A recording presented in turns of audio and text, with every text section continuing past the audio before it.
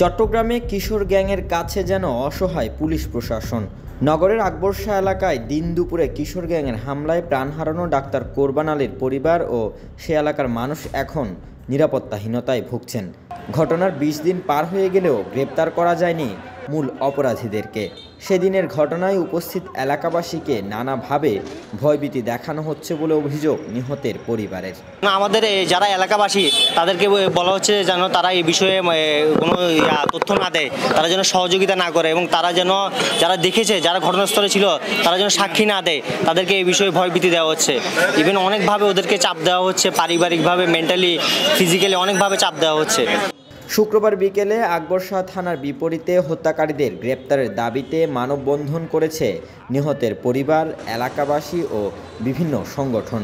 তাদের দাবি, স্থানীয় কাউন্সিলর সহ নানা মহলের কারণে আসামিরা ধরা ছোঁয়ার বাইরে। তাদের শক্তির জোর হচ্ছে স্থানীয়, আপনারা অনেকেই জানেন, স্থানীয় কাউন্সিলর আছে, এগুলো পত্রিকায় নিউজ আছে, এগুলো প্রশাসনের কাছে তালিকা আছে। ওরা হচ্ছে কিশোর গ্যাং লিডার।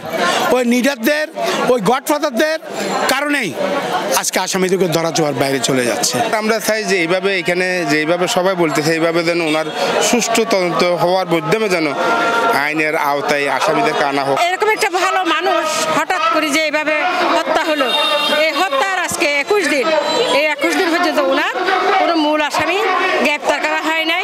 জানা গেছে, সেদিন হামলায় জড়িতরা সবাই সাবেক ছাত্রলীগ নেতা গোলাম রসুল নিশানের অনুসারী। তিনি মামলার প্রধান আসামি, যাকে গ্রেপ্তার করতে এখন পর্যন্ত ব্যর্থ পুলিশ। আগামী ২৪ ঘন্টার মধ্যেই আসামিদের গ্রেপ্তারের দাবি জানান মানববন্ধনে আগত এলাকাবাসীরা। আমাদের প্রত্যাশা আগামী ৪৮ ঘন্টার মধ্যে যেন আসামিদেরকে গ্রেপ্তার করা হয় এবং প্রশাসন যদি ইচ্ছা করে এটা সম্ভব। নগর জুড়ে কিশোর গ্যাংয়ের ঔদ্ধত্যে অতিষ্ঠ মানুষ। দিন দুপুরে এমন হত্যাকাণ্ডের পর দ্রুততম সময়ে অপরাধীদের বিচার নিশ্চিত করা না গেলে বাড়বে অপরাধ, উঠবে নিরাপত্তার প্রশ্ন।